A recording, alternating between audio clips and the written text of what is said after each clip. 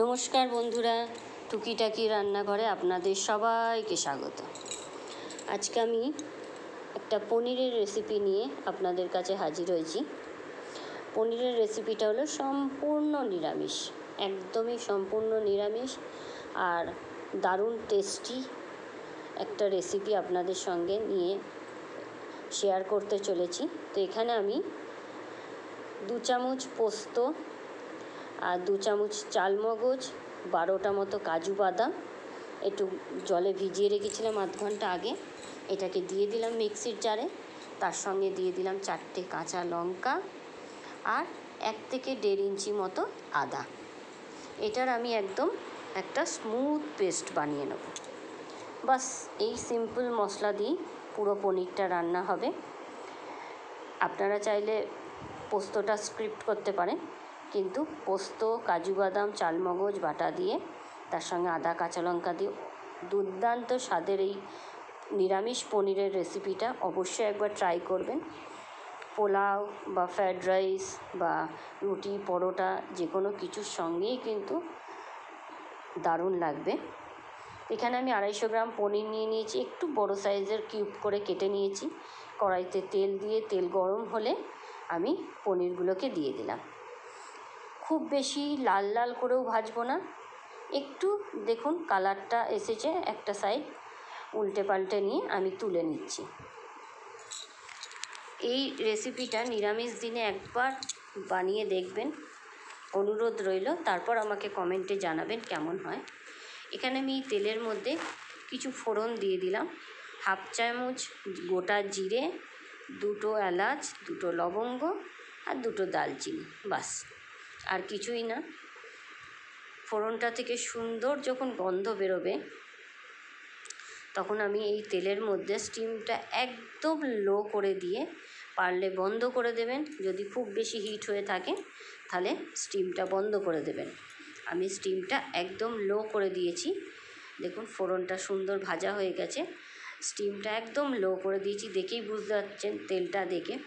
এর মধ্যে দিয়ে দিলাম আমি কাশ্মীরি মির্চি 1 চামচ, আর তার সঙ্গে দিয়ে দিলাম অল্প একটু জল, যাতে কাশ্মীরি মির্চিটা পুড়ে না যায়। পুড়ে গেলে কিন্তু এটার কালারটা পুরোটাই নষ্ট হয়ে যাবে। আপনারা চাইলে গ্যাসটা বন্ধ করে দিয়ে তারপর কাশ্মীরি মির্চিটা দেবেন, দিয়ে অল্প জল দিয়ে দেবেন, তাহলে কিন্তু আর পুড়বে না।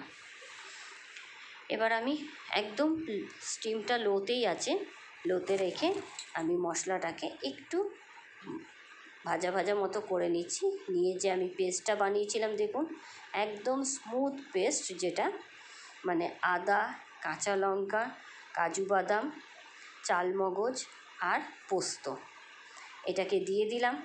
কাজু বাদাম দেওয়া রয়েছে, সুতরাং নিচে লেগে যাবার ভয় থাকবে কড়াইতে, তাই স্টিমটা অবশ্যই লো টু মিডিয়ামে রেখে ধৈর্য সহকারে একটুখানি ভালো করে নাড়াচাড়া করবেন। দেখবেন সুন্দর এটা থেকে তেল ছাড়বে। দেখুন কি সুন্দর 2-3 মিনিট আমি একদম লো স্টিমে নাড়াচাড়া করেছি, কষিয়ে নিয়েছি। জলটাও অনেকটা শুকিয়ে গেছে, যে এক্সট্রা জলটা ছিল, আর কি সুন্দর তেলটাও ছেড়েছে। এখানে কিন্তু কোনো রকম হলুদের ব্যবহার আমি করিনি। এবার আমি এখানে দিয়ে দিলাম 3 থেকে 4 চামচ একদম রুম টেম্পারেচারে রাখা টক দই ফেটিয়ে আমি দিয়ে দিয়েছি। টক দই যখন ইউজ করবেন তখনও কিন্তু গ্যাসের স্টিমটা বন্ধ করে দেবেন, নাহলে লোতে রাখবেন। আমি তো পুরো রান্নাটা লো স্টিমেই করছি এখন, তাই টক দইটা দিয়ে দিলাম। দিয়ে ভালো করে আমি এটা মিক্সড করে নেব। এই পনিরটা খেতে কিন্তু দুর্দান্ত লাগে। এবার আমি দিয়ে দিলাম পরিমাণ মতো লবণ। দেখুন দইটা দিলাম, দেওয়ার পরে কি সুন্দর তেল ছাড়ছে। লবণ আর টক দই দিয়েছি, আর নিরামিষ রান্না তাই একটু মিষ্টি মিষ্টি, একটু ঝাল ঝাল হলে ভালো হয়। তো এখানে আমি 1/2 চামচ মতো চিনি দিয়ে দিয়েছি টেস্টটা ব্যালেন্স করার জন্য। দিয়ে ভালো করে আবারও মিক্সড করে নেব। এখানে আমি 4টে কাঁচা লঙ্কা দিয়েছিলাম, একদম পারফেক্ট ঝাল হয়েছিল। কেউ যদি বেশি ঝাল খেতে চান, বেশি লঙ্কার পরিমাণটা একটু বেশি দিতে পারেন। তবে নিরামিষ রান্নায় বেশ একটু ঝাল, একটু মিষ্টি থাকতো ভালো লাগে, সেই কারণে আমি একটু চিনিও দিয়েছি। এবার আমি মিক্সি ধোয়া জল একটু অল্প দিয়ে দিলাম এর মধ্যে, দিয়ে ভালো করে আবারও মিক্সড করে নেব। মিক্সিটা ধুয়ে জল দিয়ে দিয়েছি। ভালো করে মিক্সড করে নেব। এখানে কিন্তু এখন আর কোনো মশলা পড়বে না, যা দেবার দিয়ে দিয়েছি। লাস্টে আবার একটা মশলা দেবো। নতুন বন্ধু যারা আমার ভিডিওটি দেখছেন অবশ্যই আমার চ্যানেলটিকে সাবস্ক্রাইব করার অনুরোধ রইল।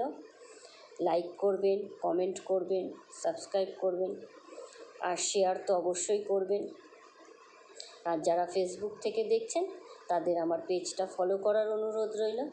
দেখুন ঝোল ফুটে অনেকটা বেশ জলটা টেনে গেছে, ঝোলটাও ফুটে গেছে। আমি এখন এখানে পনিরগুলোকে দিয়ে দিলাম, দিয়ে আরেকটুখানি এখন আমি কিন্তু গ্যাসের ফ্লেমটা মিডিয়ামে দিয়ে দিয়েছি। মিডিয়ামে দিয়ে আমি এখন ভালো করে ফোটাবো। এখন দিয়ে দিলাম আমি এটা 1/2 চামচ মতো গরম মশলার গুঁড়ো। এখানে কিন্তু কোনোটাই স্কিপ করবেন না। যদি কেউ, প্রথমেই বলেছি, পোস্ত দিতে না চান তাহলে শুধু চালমগজ আর কাজু বাদাম বাটা দিয়েও ভালো লাগে, কিন্তু পোস্তটা দিলেও খুব টেস্টি হয়েছিল। দেখুন একদম পুরো রান্নাটা কমপ্লিট। এরকম গ্রেভি রাখবো রুটি পরোটার সঙ্গে খাওয়ার জন্য। ওপর থেকে দিয়ে দিলাম ফাইনাল টাচ মানে ঘি দিয়ে দিলাম। ঘি দিলে কিন্তু এটার টেস্টটা কিন্তু একদম আলাদা হয়ে যাবে। বাটার দিয়ে তো পনিরের রেসিপি অনেকবার খেয়েছেন, তবে একটু ঘি দিয়ে দেখবেন, এটার টেস্ট একদম অন্যরকম লাগবে। ঘি দিয়ে দিয়েছি, দিয়ে আমি একটুখানি 1-2 মিনিটের জন্য গ্যাস বন্ধ করে দিয়েছি। যেহেতু ঘি গরম মশলা দিয়েছি, একটুখানি ঢেকে দিলাম 1-2 মিনিটে। এবার আমি নামিয়ে নিচ্ছি। কত সুন্দর গ্রেভি হয়েছে। সাদা রুটি বা রুমালি রুটি, আমি অবশ্যই এটা চিজ পনির পরোটার সঙ্গে সার্ভ করেছিলাম, খুব ভালো লাগছিল। এই পনিরের রেসিপিটা দুর্দান্ত লাগছিল, সবার খুব ভালো লেগেছে। অবশ্যই একবার ট্রাই করবেন। আবার দেখা হবে। আজকের জন্য এতটুকু।